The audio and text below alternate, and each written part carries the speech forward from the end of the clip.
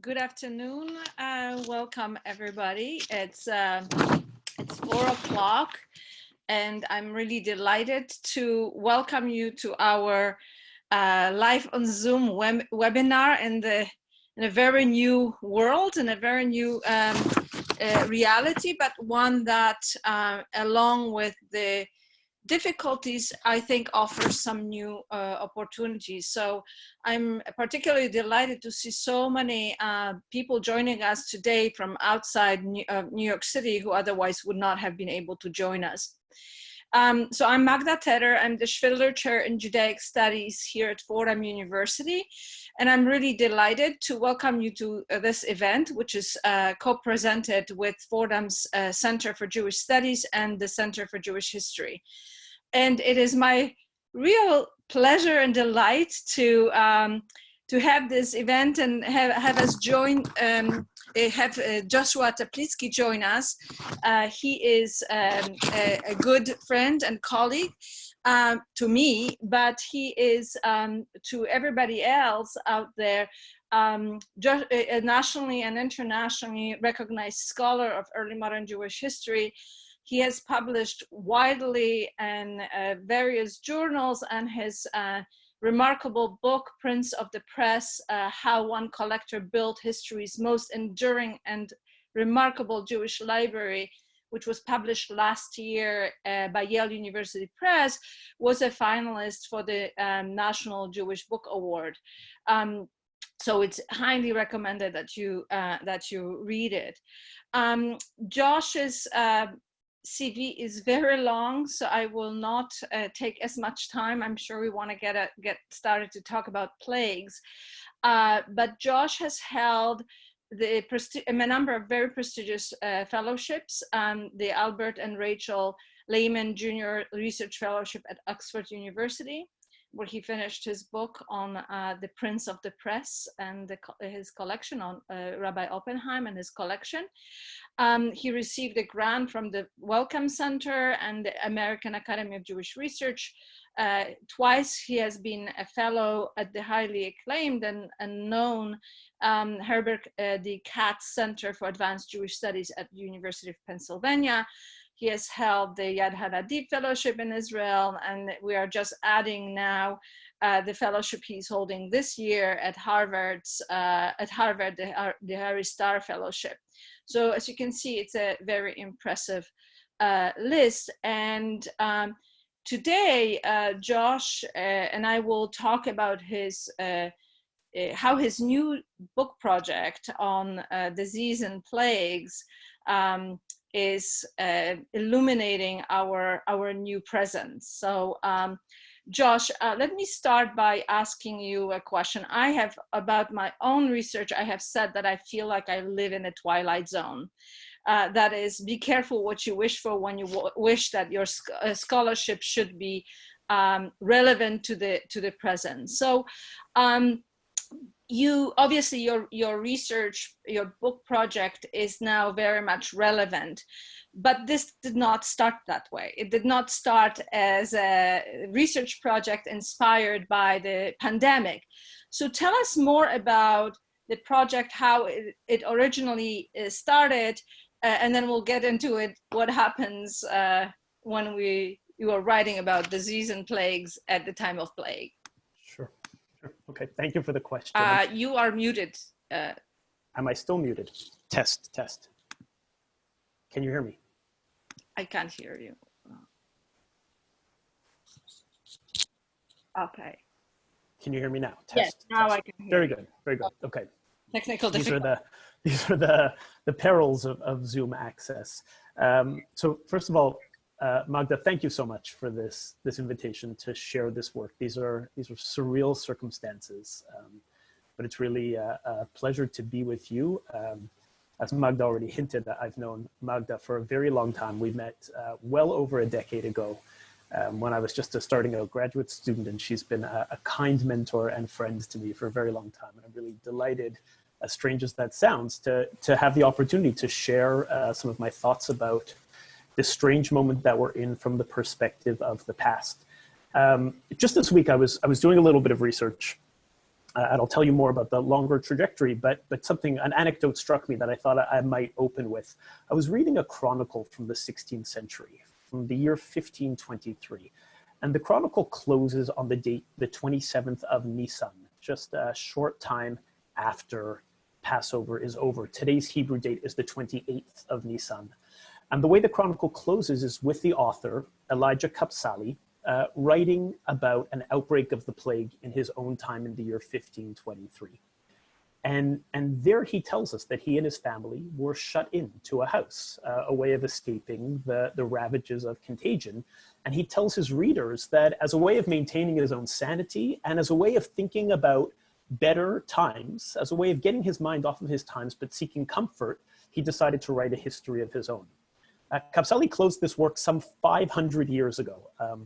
Probably by the time I publish this book, it will be the 500th anniversary of Kapsali.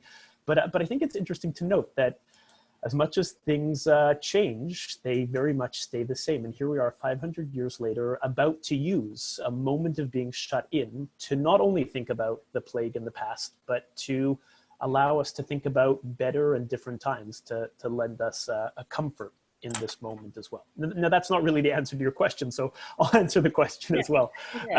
More about the work and the questions that have driven that research before. Sure. So this book is a while in coming. I'll give two answers to your very helpful question about how did I come to this. The first a little bit tongue-in-cheek, and the second quite serious. The first is for quite some time now, I've been interested in films and movies and science fiction about the end of the world. I just love zombie movies and virus movies and contagion movies and things like that. There are in fact people in the audience right now that I've gone to the theater to see movies like this with.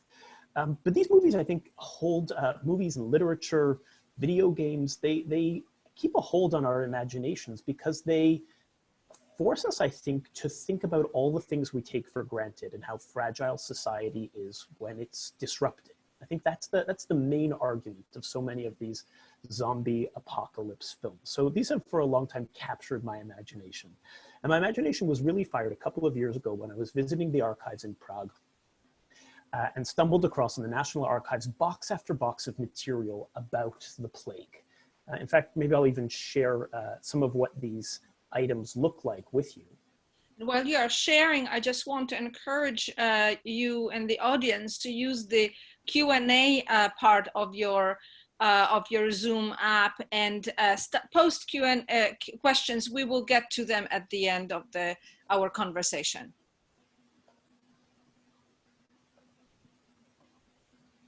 So it was a couple of years ago that I was in the archives in Prague working on my first book where I stumbled across a bunch of different material that all seemed to relate to the plague.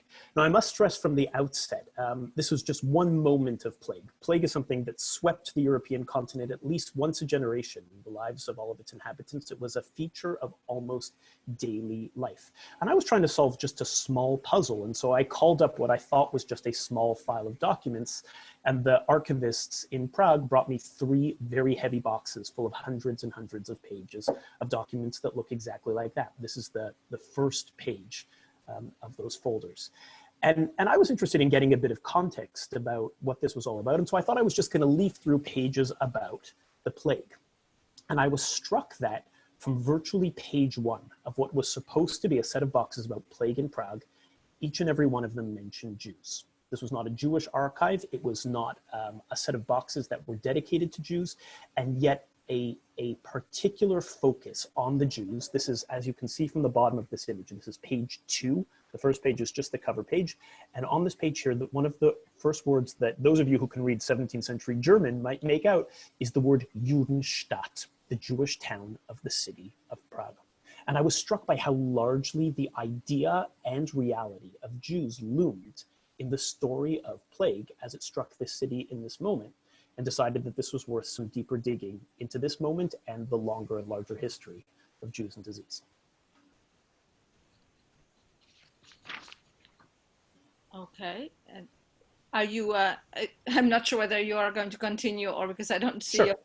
Oh, yeah, sure. So I'll tell you, so what I'm doing right now is, what I'm trying to do with this project is I'm writing a book right now of 1 plague year. of the impact of the plague in the city of Prague in the year 1713, a year not quite chosen at random, a year I chose because of all of the wonderful documents that relate to this year that still survive in archives scattered in different places around the world. Documents that are written not by Jews, but about Jews from, let's say, their governments. Documents like this one that you see in front of you that are written by Jews for Jews, by the leaders of the Jewish community of Prague in the year 1713 that dealt with healthcare and charity and welfare and well-being. Documents like this one that you see in front of you, printed Yiddish pamphlets that commemorated and mourned the loss of these people. And what I'm trying to do is write a history of a plague year, a story of just 12 months, and to try to get a sense of the day-by-day struggles and triumphs that were faced by this community. And the reason that I think that this is important is because a story of plague, as I already mentioned once before, helps us to bring into sharp relief the kind of things that we tend to take for granted. But plagues are also events. They have beginnings, they have middles, and they have ends. And not only does a plague help us to see the catastrophe as it happens, it helps us to think about everything that came before. It helps us to understand what neighborly relations were like and how they were disrupted, or maybe how they were enhanced. It helps us to think about how Jews were treated by their governments, or the degree to which Jews chose to comply or not comply with their governments. It helps us to see a whole array of relations that are brought into a crystal clear view when we think about this moment of rupture and destruction. So just now that you're showing us these amazing documents, I have shared, as you know, with our Fordham audience, the Abraham Catalano's Olam Hafuk, the world turned upside down, and that you have perfect. And I wonder whether, based on your works on the historical materials from Prague, but I also know, as you even started talking about the document you were reading today, whether you could tell us more about the responses to these plagues, to these disasters, from communities, from authorities, Jewish, non-Jewish, in the early modern period. What were the measures and what you are finding in those kind of responses to these plagues as they unfold? Well, perhaps the first way that I'll start by answering the question is that there was very seldom a uniform response. One of the things that we see both in the attempts to create a coordinated response and in the more haphazard way that individuals chose to respond, that people's economic and social circumstances absolutely determined the range of options that were available to them. In fact, very early on in many of the stories that we encounter across the European continent in the early modern period, one of the very first responses is to run away. Not an uncommon one. In fact, ever since ancient times, medical handbooks of advice recommended that the surest way to survive a plague was to run fast, far, and for as long as possible. This is the generative moment in Boccaccio's Decameron from the 14th century, where people flee and go into hiding and occupy their time by telling stories. And it's certainly a theme that resonates throughout rabbinic and other forms of early modern literature as well. At the same time, we see an opposite impulse at work, which is the impulse to shut in. On the one hand, we see the state develop coordinated responses at limiting people's mobility and taking a particular focus on limiting Jewish mobility. We often very early on see attempts to seal up the ghettos to the extent that Jews are living in ghettos, whether it's in Prague or whether it's in Padua or whether it's in Crete. We have evidence of the authorities trying to seal up, sometimes even really nailing shut or giving the keys of the community to just one individual to make sure to limit the mobility of Jews. I should say that even this, of course, was carried out in a pretty haphazard manner as well. Government instructions are one thing, their ability to actually enforce them is a totally different matter. As I've been following the outbreak of the plague in Prague in the summer of 1713, I've watched the imperial offices in Vienna send letter after letter declaring an absolute date by which the ghetto has to be sealed, and then a week later declaring that it absolutely must be sealed now, and then a week later declaring that it has to be sealed now. So we watch their frustration with the slow pace of the progress as well. And some things don't change, right? Some things really, really don't change. And lest it sound like it's government against the Jews, that's not totally the case either. In the very first weeks after the Jews of Prague, for example, were scattered out into the countryside, some of them fleeing, many of the neighboring villages tried to bar them from entering or tried to charge them exorbitant sums from entering.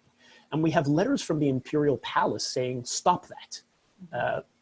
These Jews aren't held responsible and can't be held responsible for that, and they should be allowed safe passage through these towns and villages, and even to lodge therein if they're willing to undertake certain quarantine measures, waiting outside for a certain period. So some is containment, and how about the prevention? How about prevention? That's a wonderful question. To no small extent, prevention matters were still something that really befuddled Jews and non-Jews to a great degree, which is why their very first course of medical action was usually running away. They tended to understand the causes of plague as coming from bad air. Mm-hmm. They were environmentalists, but not in the way that we use the word environmentalists as being people who advocate for the environment. They're people who believed that the source of a contagion came from the way the environment upset one's inner balance.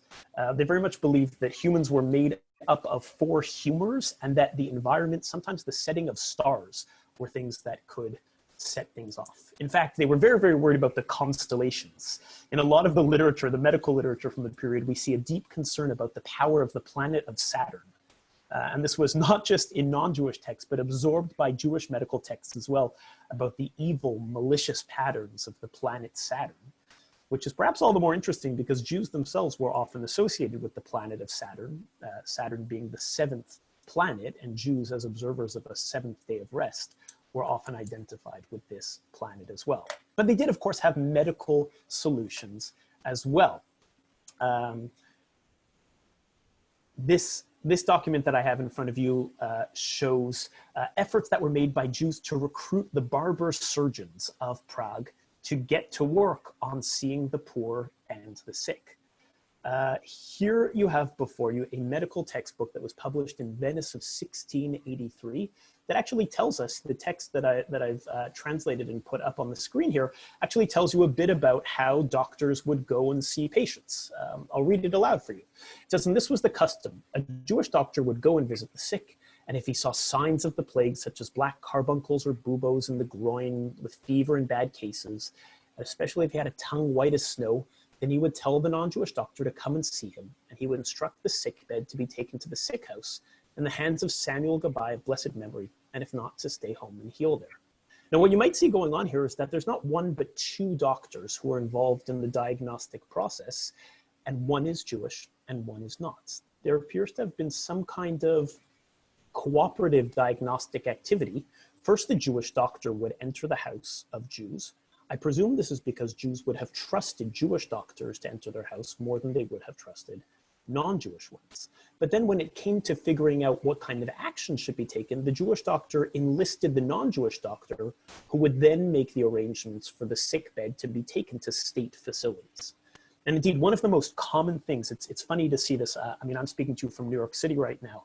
I was walking carefully in Central Park last week where I saw tents that were put up to house the sick who were overflowing from hospitals.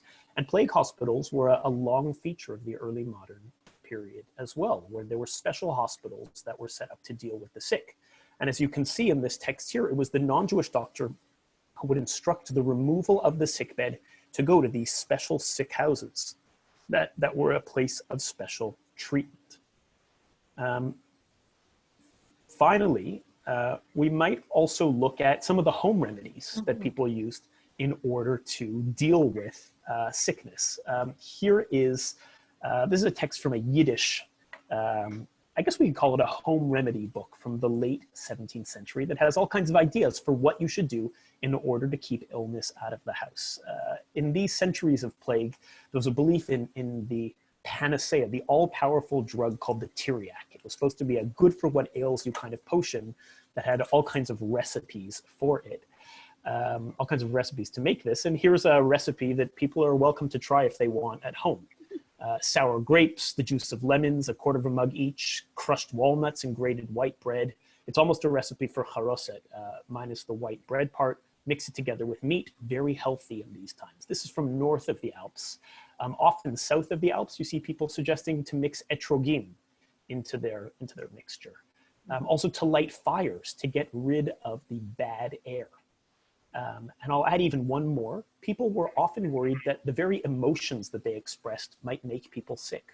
If you worried too much, your body might get sick. If you were frightened too much, your body might get sick. These advice manuals say, don't stress. If you stress, you're going to get sick, which is interesting advice for us now as well. That is. So speaking of, is there I'm sorry, I don't want to interrupt if you want to say more about these responses and remedies and things like that. I could go on for hours, but okay. So we don't have a unlimited time. I wish we could, but maybe you can, whatever you wanted to add, it may come in some of the responses to my other questions. But I wonder whether you can comment on how your reading of these sources has changed from the time when you started looking at them before our experiences now to how you're looking at them now. How has our experience with the pandemic changed how you view these sources, perhaps how you might be interpreting these sources?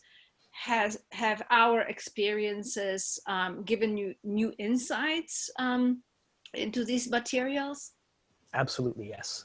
I never would have expected the way that just living through an experience, even though this is remarkably different, but living through an experience that rhymes, let's say, with the experience of the past. The past never repeats itself, but sometimes it sure does rhyme. So living through an experience that somewhat resonates with the past has definitely changed my writing and changed the things that I'm attuned to in these stories. When I first set out to start writing this book a couple of years ago, I was very interested in how governments dealt with Jews and also how Jewish self-government organized in many of these times. But being confined to my very comfortable apartment, I have become far, far more attuned to the experience of house and home. One can barely open a record of plague, certainly in this fateful year of 1713, but beyond, without seeing how very much of it deals with house and home. When a plague story opens, it's usually about the first house to be struck, received the plague in X and Y of a fashion. When the very first documents are written by governments, the first things they say are, here are the instructions for cleaning the house. Wash the walls, make sure the objects are clean. And of course, in the text that we just saw, when it comes to Jews dealing with remedies, the house is seen as the very first space of those remedies as well. The house is this all-important space for taking care of these different aspects and facets of life, which is, I think, something that we don't often get a chance to explore much of in Jewish history. We're used to really important rabbis writing texts or moments of persecution and of course, all kinds of social interactions as well. But reaching deep into the house, into the space where so many of us spend so much time of our lives, is something that historians haven't often had the opportunity to do, but is a really fruitful and rich environment for thinking about. All the more so because it was almost the only place to hang out in. Markets were closed, synagogues were shut, which means the house was everything. Mm-hmm. So let me flip the question, and I don't know what with it. If there's anything on the slides you want to show and share us, why don't we do that so then we can return to the live view if you want to Sure. comment on any of the other materials you have, and then I want to Sure, I'll show you Now, in all of your questions about responses, I answered you in a very materialist way. I talked to you about health and I talked about welfare, but of course we should also be talking about the domain of the spiritual. How did religious life alter and how did people respond when it came to thinking about religious responses to this? Certainly one of the very first actions was prayer. There were special prayers that were, if not composed, at the very least mobilized for keeping plague at bay. Perhaps one of the most famous was the Seder Pitum HaKetoret, was a set of prayers that are part of a daily liturgy that describe the lighting of incense in the ancient Jewish temple. These prayers are recited as part of the morning prayers in a traditional service. The Jews believed that they had a particular potency for warding off the plague. This reaches back probably to the writings of the 13th century Zohar and certainly accelerated in the early modern period. We see Jewish custom books remind their readers that reading these passages about the burning of incense will help them to ward off the plague. And in part, this is derived from a biblical narrative that tells us that in the book of Numbers, plague struck the ancient Israelites, and the way that the plague was halted was by the high priest Aaron lighting incense, and the plague stopped in its track there. And so, in fact, we even see books that write commentaries about the stories of incense as a hope that these works will be useful ways of forestalling the plague. I should say also there are certain psalms, there are certain Tehillim the Jews would say that would forestall the plague as well. Psalm 91, Tehillim Tzadi Aleph, was known as being a particularly powerful psalm that would ward off the plague. And in fact, the great Protestant reformer Martin Luther commented about how the Jews recite this psalm and said he cites it with great approval that the Hebrews recite this in order to ward off the plague. Luther was writing about this in the context of talking about whether or not people should flee the plague. He didn't love it that pastors fled during moments of plague, but he approved that Jews recited these psalms. So, okay, anything else? I can't see you, so. In fact, this was so powerful that some Jews used this as a kind of amulet. They would write the very words of this incense prayer, Pitum HaKetoret, into the front matter of books that had nothing to do with incense at all, creating kind of talismans for themselves to ward off illness. Okay. Okay, perfect. So that was wonderful. So you were talking about the way our experiences are giving you a new insight into your historical sources. So I want to flip that question, and I want to ask you about what insights does the research on the early modern period, which, as we historians of the early modern period know, sometimes is not the period that people are most interested in. More recent history is the more popular history. But we historians always say that history matters, and even pre-modern history matters. So I wonder whether you have any comments, whether you've given any thoughts to the insights that the research into the pre-modern past can give us for our times. That's a wonderful and terrifying question. Because it almost asks us to use the past to think forward into the future. And that's something I'm absolutely terrified of doing, but I know, of course, you haven't really asked me to go that far. I think first and foremost, reading about this in the past, I often find myself quite comforted, which is quite strange, to read about really these terrible, heart-wrenching texts, these terrible and heart-wrenching moments of families separated, sometimes for eternity, or sometimes even just in very painful moments.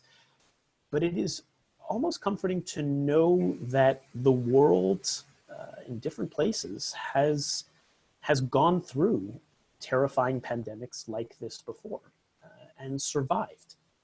The world looks different on the other side of one than the other, although sometimes not as dramatically different as we're told it will be. But but this too shall pass, not without great cost, not without great pain, but it's even comforting to know that this is not the apocalypse. It's not the end of time, but is Right. something that can And be you overcome. started saying that there's a beginning and an end, right? We are in the middle, so it's sometimes difficult to see the end, but that's a great point.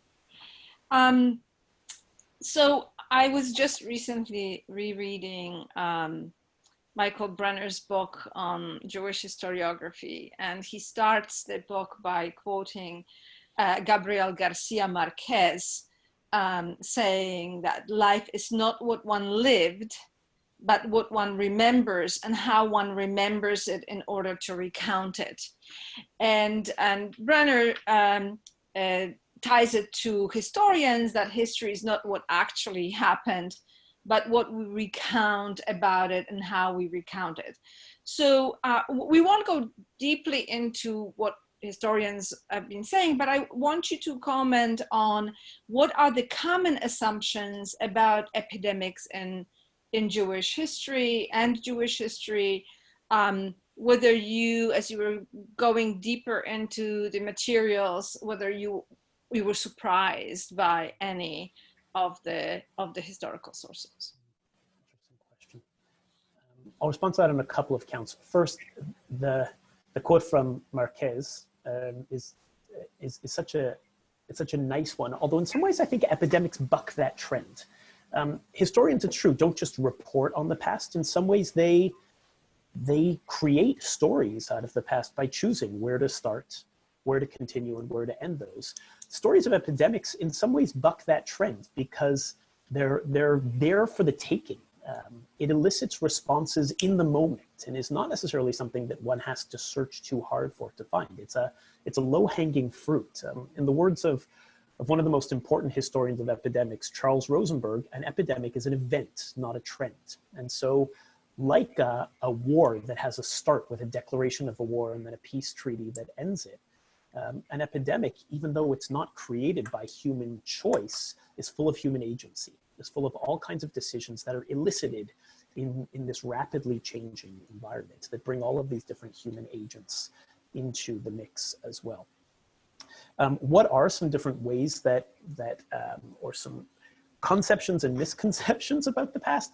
I think it's so fascinating that, as in so many other aspects of Jewish history, the story of Jews and disease is full of contradictions. On the one hand, Jews are thought of in all kinds of bodies of literature as being specially immune to the plague. Writers of the 14th, 15th, 16th, 17th, and 18th century often talked about myths of Jewish immunity. In fact, I could even say it about the 19th. Listeners may be interested in checking out the Jewish Encyclopedia article about cholera, which suggests that Jews were less susceptible. This is in the Jewish Encyclopedia, were less susceptible to cholera. There were ideas that Jews were less susceptible to TB, for example, and certainly to plague. And yet at the same time, we see an intense focus on Jewish neighborhoods as being unsanitary, dirty, more susceptible to plague, requiring greater attention than any other place. We see these two different narratives working at almost cross purposes that on the one hand believe that Jews are immune to disease, and on the other hand believe that Jews are ground zero for any kind of disease. And in fact, in some ways, we're seeing that in our own time as well, sometimes in muted tones and sometimes in less muted tones as various media outlets cover New Rochelle and Brooklyn in ways that, that suggest the resonances of some of the long history of Jews and epidemic as well. So when I was preparing for it, and obviously we have just gone through Passover and the story of Exodus and the plagues, the 10 plagues. Not obviously there are different, conceptually different plagues, but one thing that struck me were a couple of passages in the book of Exodus that I wondered whether they influence, maybe not directly, but maybe somewhat subliminally because people are familiar with these texts, about conceptions about Jewish immunity or lack of immunity or protection. So, and the distinction between Jews and non-Jews, right? The way there is a distinction between Israelites and the Egyptians, whose livestock is struck, whose firstborn are struck, right? Moses throwing the dust in the kiln and causing boils, as you know, Jews as the spreaders of disease that enter very much popular conceptions of role the Jews played in the disease, right? And it enters certainly the non-Jewish chronicles when when they're not talking about ritual murder, blood libels, house desecrations. They are talking about well poisoning and Jews as those spreading the disease. So could you comment on some of I don't know whether subliminally these tropes of like God will protect Jews and will punish the non-Jews might be entering that, and then whether you see other sources of this kind of those tropes that you just described. Yeah, it's a great question.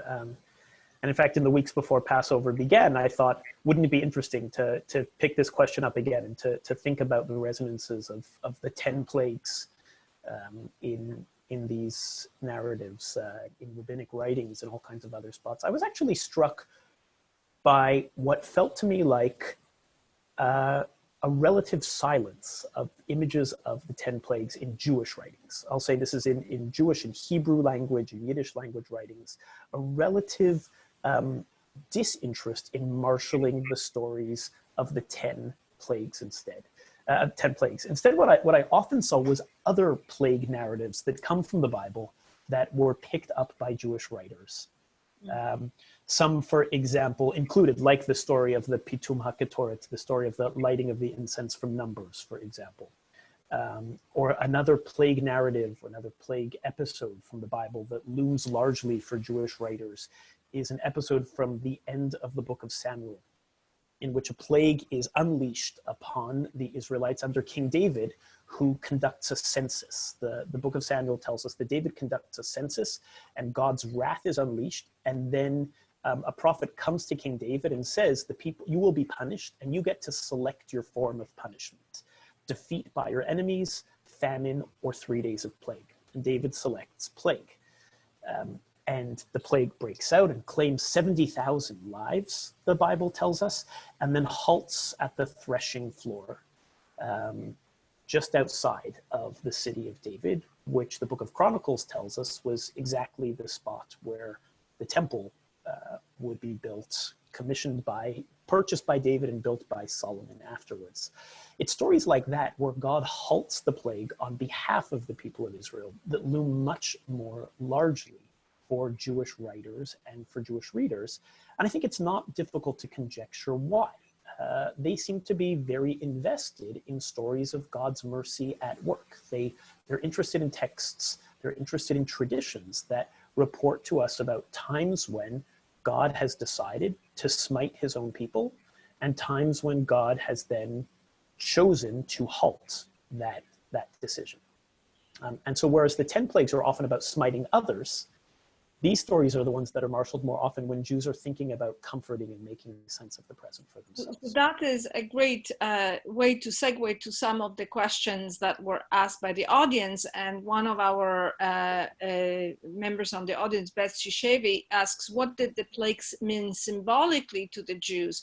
Was it sin or judgment or end of days or political, etc.? So I wonder whether you can. Such an important question. Such an important question.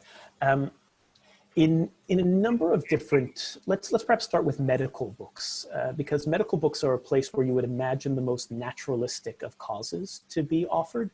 But even medical authors tended to offer not one or two, but sometimes 6 or 7 explanations, ranging from the environmental to sin and redemption.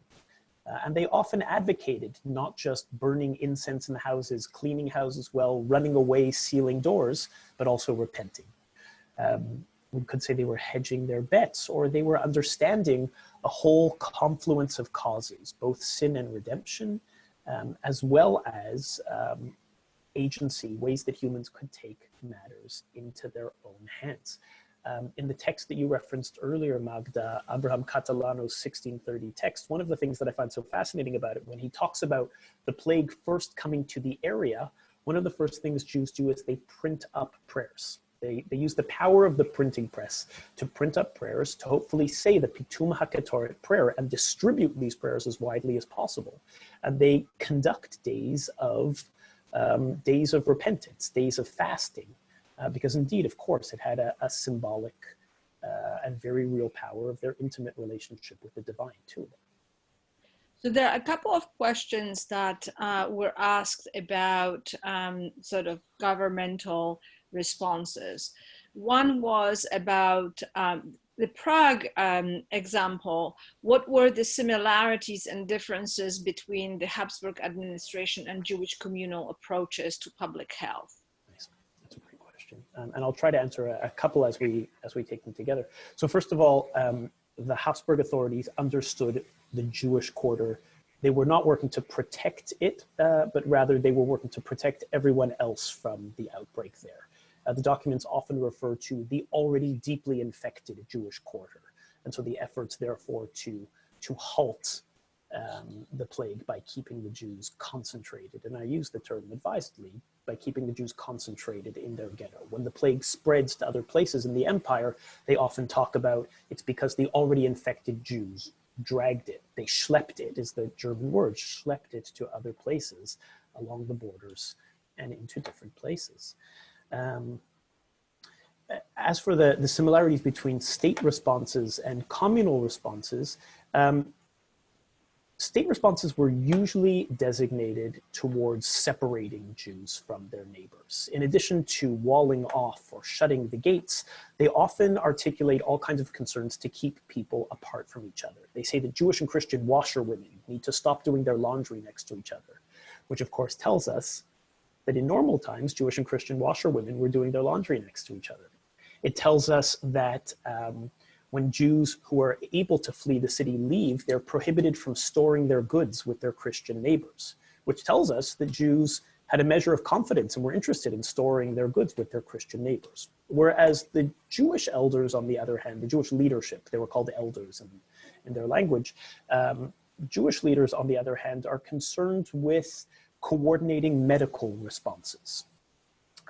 It seems that in many ways they were left to their own devices. When the administrators of Prague talk about building plague hospitals, they build those hospitals in 3 neighborhoods of Prague, but not the Jewish ghetto. They leave that for the Jews to take care of on their own. They do regulate how bodies are to be disposed of, but are less interested in the actual healthcare matters. That's for Jews to enlist their own barbers, their barber surgeons. It's for Jews to enlist their own midwives. It's for Jews to try to raise new forms of taxes. And as we can see in a lot of these documents, Jews had trouble doing this as well. While there were some acts of solidarity, plenty of people were fleeing, and it was also hard to find folks to keep up with these matters. On the other hand, in other places, especially in the Italian ambiance, as I'm learning, there seemed to be special plague commissions that were set up, and they often seem to have happened with great coordination with the local authorities. They appear to have been 4-man councils who became these kind of plague czars. Elijah Kapsali, that I started talking about as that historian at the beginning of our talk here, tells us that members of the Jewish community had the trust of the authorities. They were able to lobby the authorities to lessen the pressure, to give the keys to the ghetto back to the Jews, who were able to make all kinds of arrangements for food and medication to traverse the walls of the ghetto as well. And speaking of that, there's a question actually about food and the logistic of it. How did, and this is about Prague, but maybe you can draw on your other sources as well. How did Jews in Prague get their food? If markets were closed, how did they communicate with each other? Were synagogues services for Shabbat and other holidays ever halted? And so I wonder whether you could Right, the food question is one that occupied not just the Jews, but actually the authorities of the entire city. The waterways became crucially important as thoroughfares for, unfortunately, moving bodies out of the city for burial, but also as a way of supplying the entire city with food. And even though the ghetto of Prague itself was sealed up, some of the Jewish leadership lived outside of the ghetto. We know from a number of memoirs from around this period that although the ghetto was exclusively Jewish, it was not the only place that Jews lived. Jews lived outside of the ghetto walls as well. And so we have these coordinations between Jews who lived on the outside, usually the wealthiest among them, who lived on the outside of the ghetto, who coordinated for the transmission of foodstuffs and medicine through the ghetto gates as well. Mm-hmm. There's a question from Anna Stornisic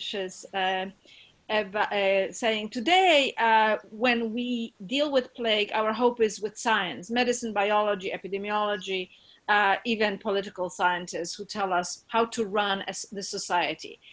One thing that is absent from the discussion is turn to prayer, and the spiritual leaders tell people to stay away from places of worship. Not all, right? We now know that not all. Curious how Jewish people in the Middle Ages or early modern history reconciled their wish for the medical cure and hope for God's mercy. So as we already got a chance to hint to just a little bit, in a number of the prescriptive texts, Jews seem to suggest a combined approach. On the one hand, the medical, whether that was some of the sociological stuff like shutting in, like closing down synagogues, like social distancing within synagogues that we have evidence with as well, prayers from the outside of synagogues rather than on the inside, preachers who roam the streets with people listening from their windows rather than congregating in synagogues. We also have defiers. We also have people who believe that acts of prayer, that religious acts will be guarantors of safety.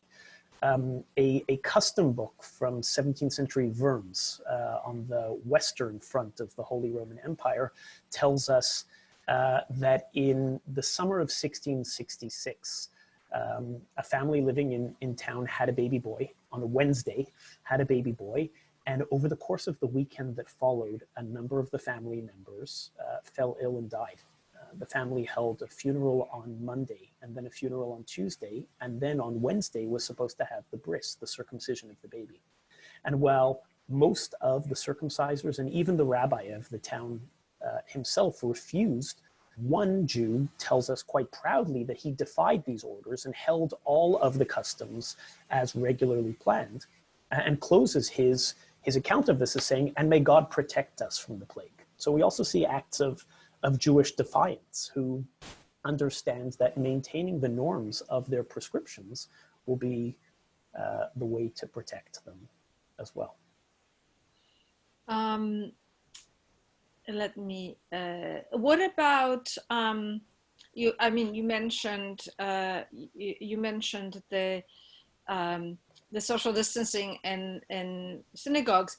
Can you go back to that Catalano passage on the synagogues and maybe comment a little bit about the dynamic going on there? Sure. This is one of my favorites, and this I would absolutely not have paid attention to. Let's see, where is it? I would not have paid attention to it. I would not have seen it were it not for how much talk we are all having about social distancing right now.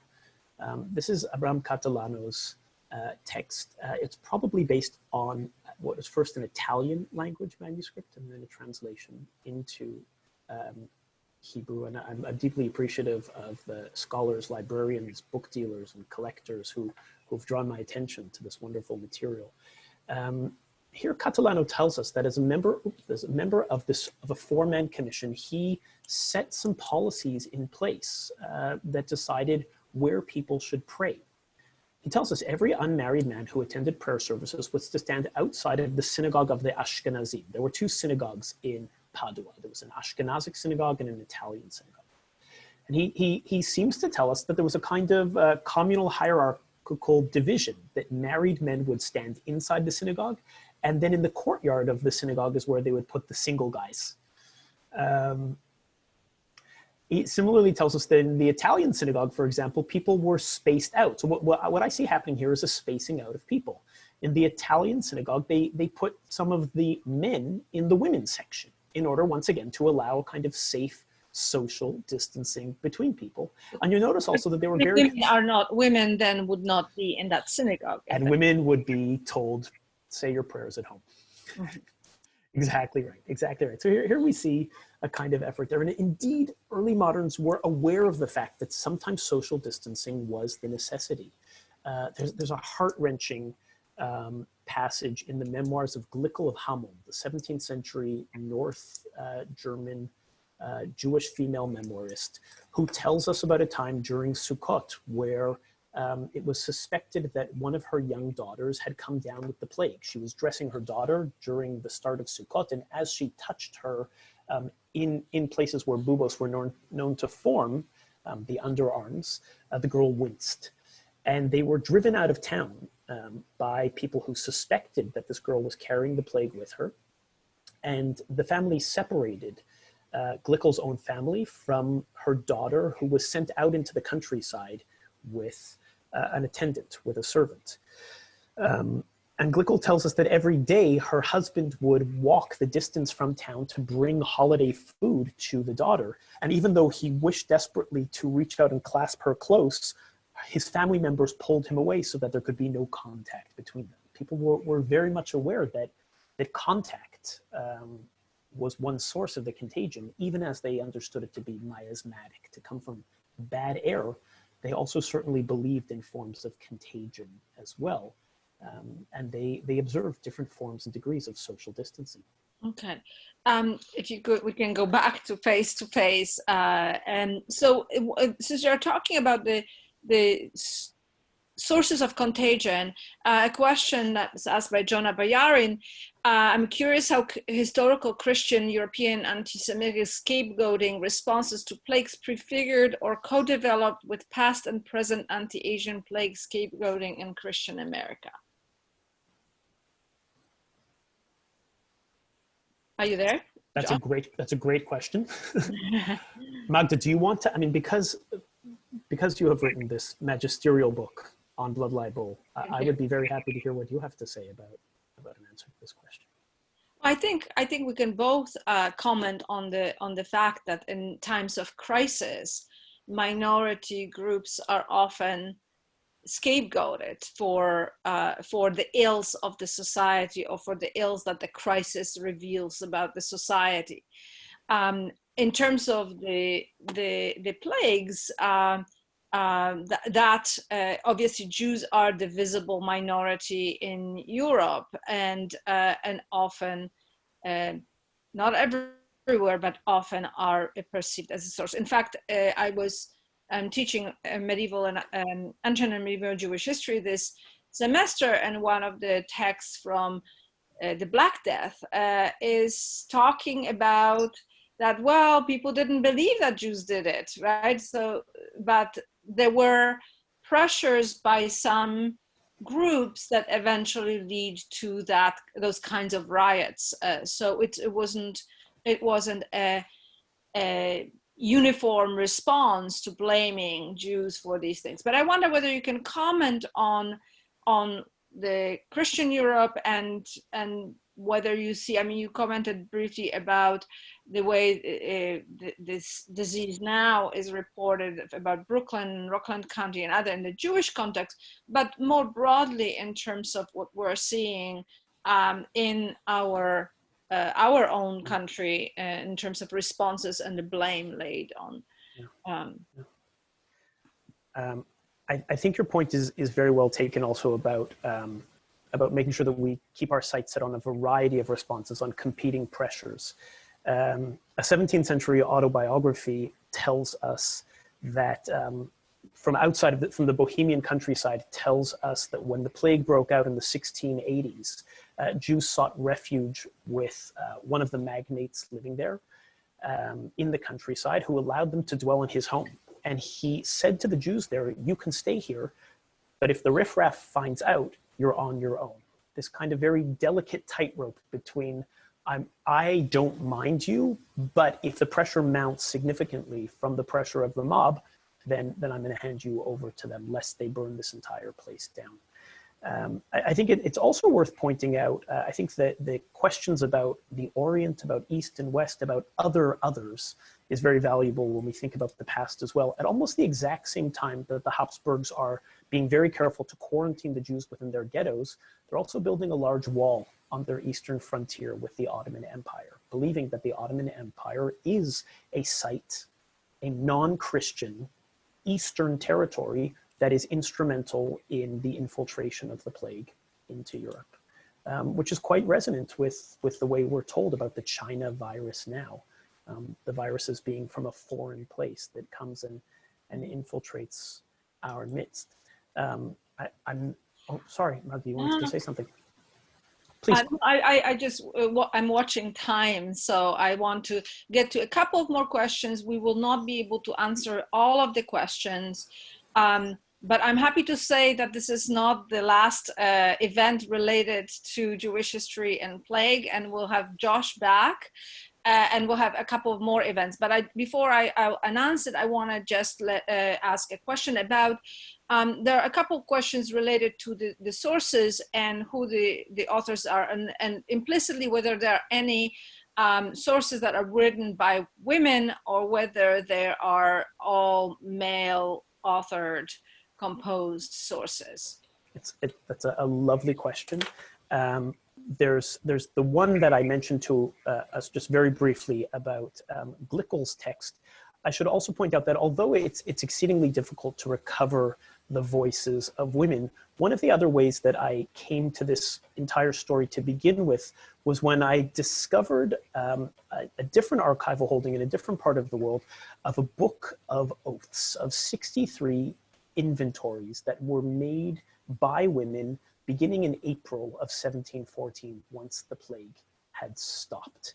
Now, these oaths and their inventories were recorded by men, but they were brought to the Jewish court of Prague by women who were looking, I think, to reconstruct their households after the losses of their husbands. And so, although we don't have very many narrative accounts by women, we have different kinds of sources that allow us to see the roles that women played in Prague society. They tell us about the things they owned, that they specifically owned, that didn't belong to their husbands, whether it was stalls in the Jewish market, or seats in the synagogue, or clothing, or even other forms of domestic property. This is one of the ways that perhaps thinking with things, by looking at the stuff that they owned, we can also recover the experiences and the lives of women, not just as they suffered from plague, but also as they reconstructed their lives once it had passed. Okay, great. So we have 3 more minutes. So let me just get a couple more questions, and we'll follow up with some of the questions to you after the event. Was there a change, that's Natalia elections, was there a change to the makeup of the Jewish elite as the result of the plague? New leaders, new wealthy, new families that came to prominence? A wonderful question. Such a wonderful question. In the particular plague that I'm exploring, the answer is both no and yes. I can tell you that in this particular moment, and of course we should look at all kinds of others, and I understand that just now I've been asked to be a little bit louder, so I apologize for those who haven't been able to hear up until this point. Thank you for hanging in there with us. In this case, for example, the answer is, Natalia, is both yes and no. Some of the poems written about the plague tell us that some of the very leaders of Prague society died. Preachers, chief rabbis, instrumental political movers and shakers who were kingmakers died in the midst of the epidemic themselves. They also tell us, though, that other leaders fled the city and waited them out in great comfort, like its chief rabbi, David Oppenheim, the book collector, waited it out and then came back when it was over and resumed his chief rabbinate position, apparently with very little hiccup thereafter. So on the one hand, there do appear to have been changes. On the other hand, particularly because often leadership is composed of the wealthy and people who have opportunities to be elsewhere, they in some ways were spared the worst of the plague and therefore promoted a kind of continuity before and after on account of that opportunity that they had. So I want to just finish with three questions, and then we'll end the session. One is a quick one about where the 1520 plague reported by Kapsali was, that you started with, the text. And then I lost it. The differences and the way Jews were viewed as source of the plague in Italy versus Prague, for instance, and a wonderful question about the mikvah and how the question of the practices of immersion were handled during plague. Okay. So I'm sorry, so the first question is about locationally where can the text be found? The text can be found online very easily.